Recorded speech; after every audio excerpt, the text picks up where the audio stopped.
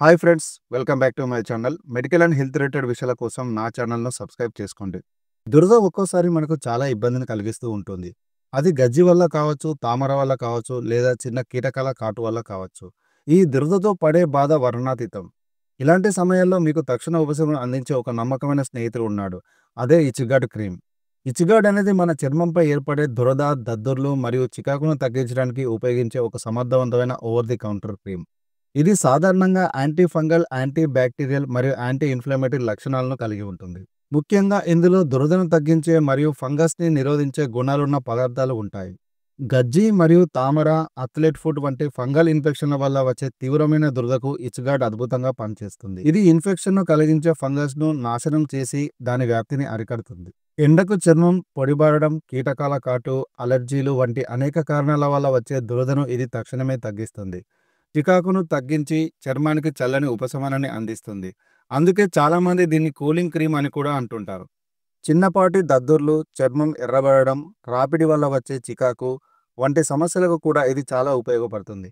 ముఖ్యంగా వేసవిలో చెమట వల్ల వచ్చే దద్దుర్లకు ఇది మంచి పరిష్కారంగా పనిచేస్తుంది. పొడి చర్మం వల్ల వచ్చే దురదకు కూడా ఇది కొంతవరకు ఉపశమనాన్ని అందిస్తుంది. అయితే ఇది కేవలం దురదను తగ్గిస్తుంది, కానీ పొడి చర్మానికి మాయిశ్చరైజర్లా పనిచేయదు.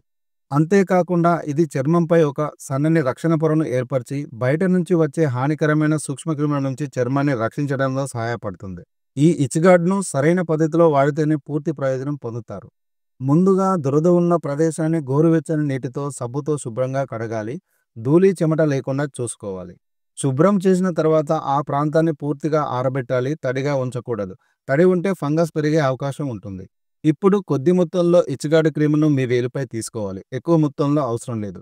ప్రభావిత ప్రాంతంపై సున్నితంగా నెమ్మదిగా మర్దన చేయాలి. క్రీమ్ పూర్తిగా చర్మంలోకి ఇంకిపోయేలా చూసుకోవాలి. ఈ క్రీమ్ అప్లై చేసిన తర్వాత మీ చేతులను సబ్బుతో శుభ్రంగా కడుక్కోవడం మర్చిపోకండి.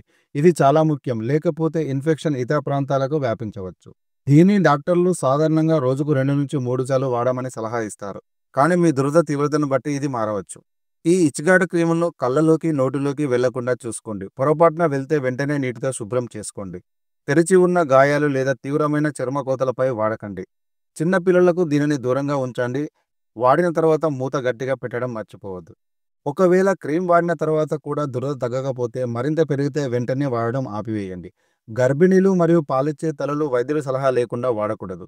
కొంతమందికి దీనిని వాడడం వల్ల కొద్దిపాటి మంట లేదా ఎరుపుదనం రావచ్చు. అది సాధారణమే. ఈ క్రీమ్‌ను ఒక వారం వాడిన తర్వాత కూడా దురద తగ్గకపోతే, దురదతో పాటు జ్వరం, చీము, తీవ్రమైన నొప్పి ఉంటే వెంటనే మీ డాక్టర్‌ను సంప్రదించగలరు. చూశారుగా, ఇస్గార్డ్ మన దైనందిన జీవితంలో ఎదురయ్యే చిన్నపాటి చర్మ సమస్యలకు ఎంత బాగా ఉపయోగపడుతుందో. ప్రతి ఇంటిలో ఉండాల్సిన ఒక ప్రథమ చికిత్సా క్రీమ్ ఇది. మీకు ఈ వీడియో ఉపయోగపడుతుందని ఆశిస్తున్నాను. ఇలాంటి మరిన్ని ఆరోగ్య సంబంధిత విషయాల కోసం మన ఛానల్‌ను సబ్స్క్రైబ్ చేసుకోండి. ఈ వీడియో మీకు నచ్చితే లైక్ చేయండి, మీ స్నేహితులతో పంచుకోండి. మీ సందేహాలను కామెంట్ రూపంలో తెలియజేయండి.